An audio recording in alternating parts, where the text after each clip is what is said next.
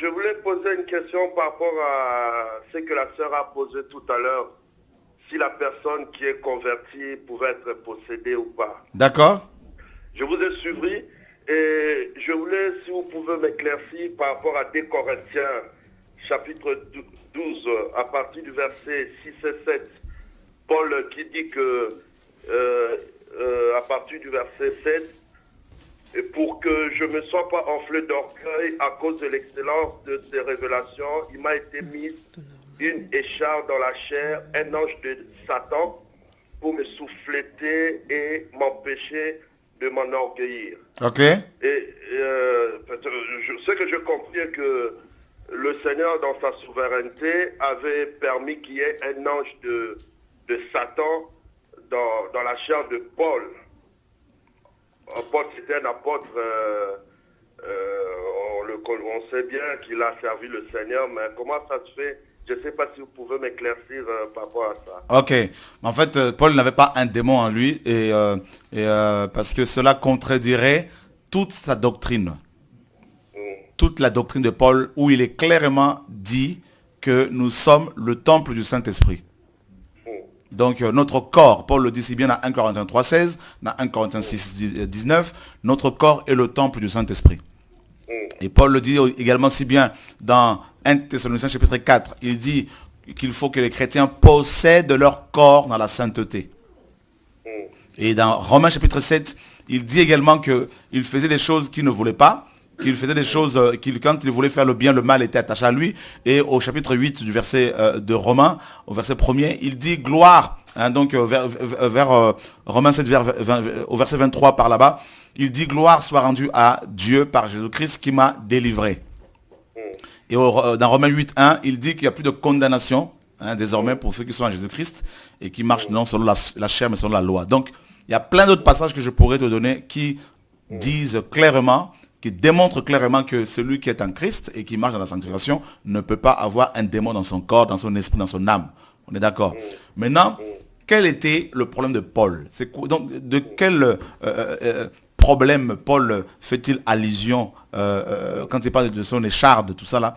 Et en fait, dans le grec, quand Paul parle de cet ange qui était là pour le maintenir dans l'humilité, et on va le lire, hein, donc dans 2 Corinthiens chapitre 12. Et voilà. Et pour que je ne sois pas enflé d'orgueil à cause de l'excellence de ces révélations, il m'a été mis, n'est-ce pas, une écharpe dans la chair, un ange de Satan pour me souffleter et m'empêcher de m'enorgueillir.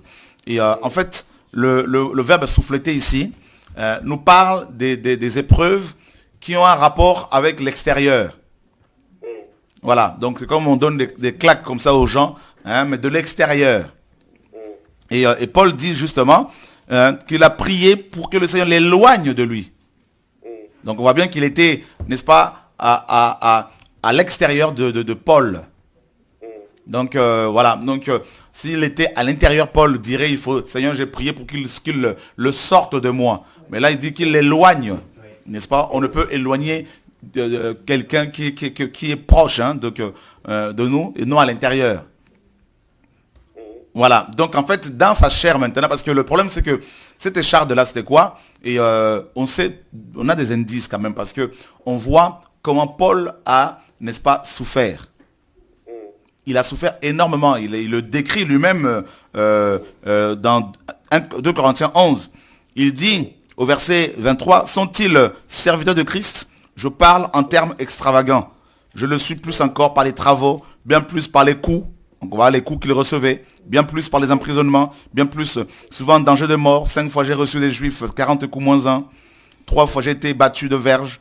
1 fois j'ai été lapidé. 3 fois j'ai fait naufrage. J'ai passé 1 jour et 1 nuit dans l'abîme. Fréquemment en voyage, j'ai été en péril sur les fleuves, en péril de la part des brigands, en péril de la part des soldats de ma nation, en péril de la part des païens, en péril dans les villes, en péril dans les déserts, en péril sur la mer, en péril parmi les faux frères.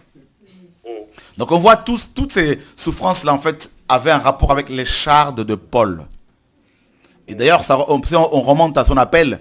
Le Seigneur disait à Ananias, hein, dans Acte 9, Cet homme est un instrument que je me suis choisi, un vase que je me suis choisi, et je lui montrerai tout ce qu'il va souffrir, hein, tout ce qu'il souffrira à cause de moi. Donc, et ensuite dans Actes chapitre 24, si je ne me trompe, et Paul qui se retrouvait devant le sacrificateur, devant le grand prêtre Ananias, Paul va le traiter de muraille blanchie. Et quand il va le faire, donc une fois quand il a déclaré cette parole, eh ben, il y a un de garde qui était là, qui lui a donné des soufflets, hein, voilà, un soufflet, et il lui dira, ce garde lui dira, on ne doit pas parler comme ça, n'est-ce pas, du souverain sacrificateur. Et Paul dira, ah frère, excuse-moi, je ne savais pas. Donc on voit que Paul avait un problème alors que le souverain sacrificateur était assis en face de lui. Paul ne l'avait pas vu distinctement. Donc il avait un problème de vue. Et il le dit aux Galates également qu'ils auraient pu s'arracher des yeux pour les lui donner. Donc Paul avait vraiment des problèmes physiques. Et la vue, il avait des combats, hein, qui le brisaient, le maintenaient à l'humilité. Mais de là à dire qu'il avait un démon en lui, non. Il avait un ange près de lui, n'est-ce pas, qui provoquait tous ces combats-là.